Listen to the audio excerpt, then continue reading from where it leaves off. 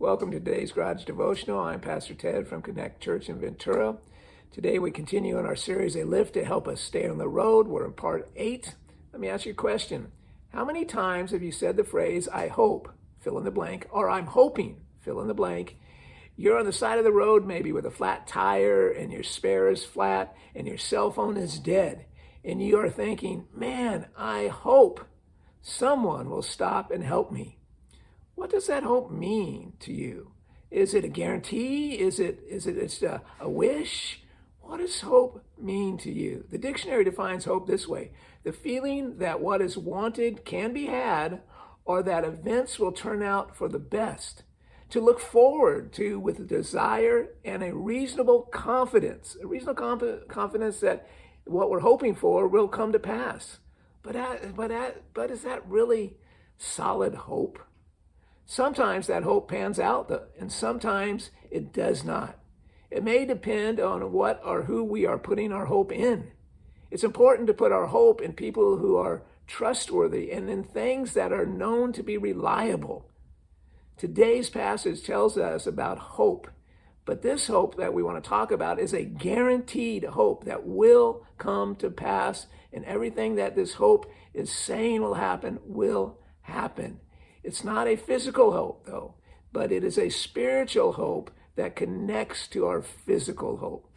The passage is Romans 15:13. It says this: May the God of hope fill you with all joy and peace in believing, so that by the power of the Holy Spirit you may abound in hope. So we find out that this hope comes from Jesus. It brings joy and peace in believing, but ultimately it brings an abounding in hope in our heart and our life. Our hope is to be anchored in Jesus, who is the source of all hope and the guarantee of its fulfillment. The thought in this verse is that our hope comes from knowing Jesus, that our hope that we have in Jesus is anchored in the original purposes of creation.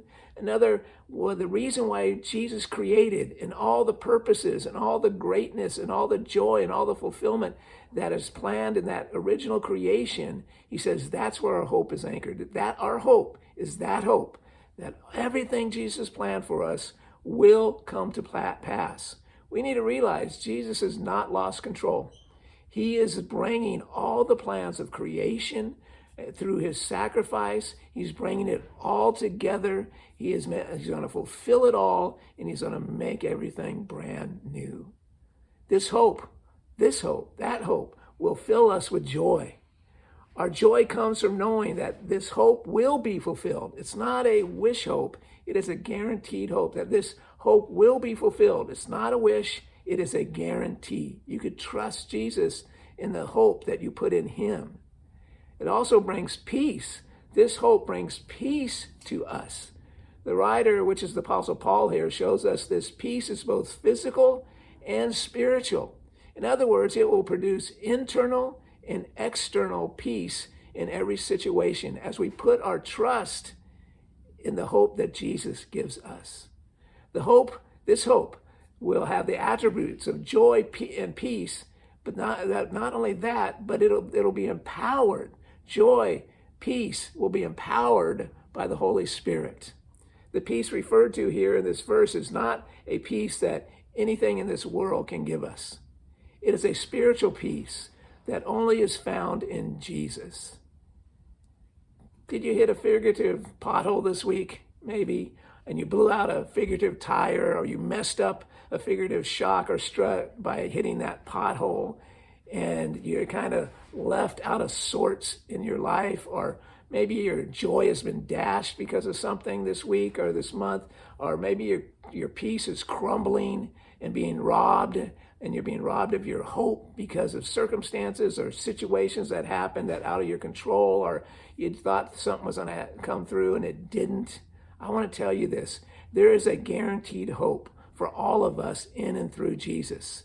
If we lose our job, crash our car, our marriage falls apart, a loved one becomes severely ill, or whatever else, small or large, there is a hope waiting for you that is guaranteed, because it comes from the original design of heaven, the original design of what we are made for, and the original purposes of our life. This hope will fill us with joy, peace, lifting us up and directing us forward. There's a lot of things going on around us these days that may cause us to crash or lose hope. I want to encourage us to remember that there is a hope that is found in Jesus that will bring the plans for your life to fulfillment. So I encourage you, turn your focus to Jesus, your thoughts to Jesus, on what is positive. Focus on what is positive right now and choose to expect and believe that Jesus will take whatever has been robbed from you, and he will not only give you hope, he will bring back the good. He will bring back the things that have been taken away. He will bring peace and fulfillment.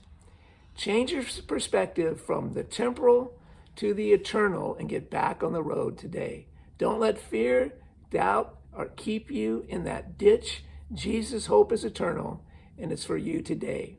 Let me wrap this up. I'm a little past. We want to get to the car today. The car today is going to be a Chevrolet Chevelle. It's a muscle car, and as we look at this muscle car, it's the second most popular or favorite out of all the muscle cars, the Chevelle Super Sport SS.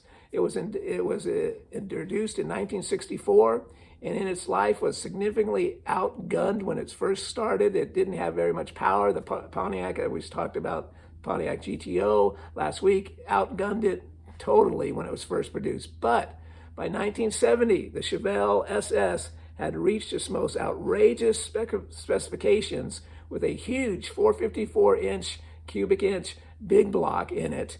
And with that, it produced 450 horses and 500 pounds of torque. This Chevelle went from 0 to 60 in under 5 seconds. The Chevelle SS 454 was one of the fastest accelerating cars on the road in that car market of 1970. Let me show you it. So you see what a gorgeous car this is. This is the 1970 Chevy Chevelle Super Sport, an incredible car, incredibly fast car, and beautiful car. Well, that is it for today. Sorry we went a couple minutes over, but hey, we will see you next week.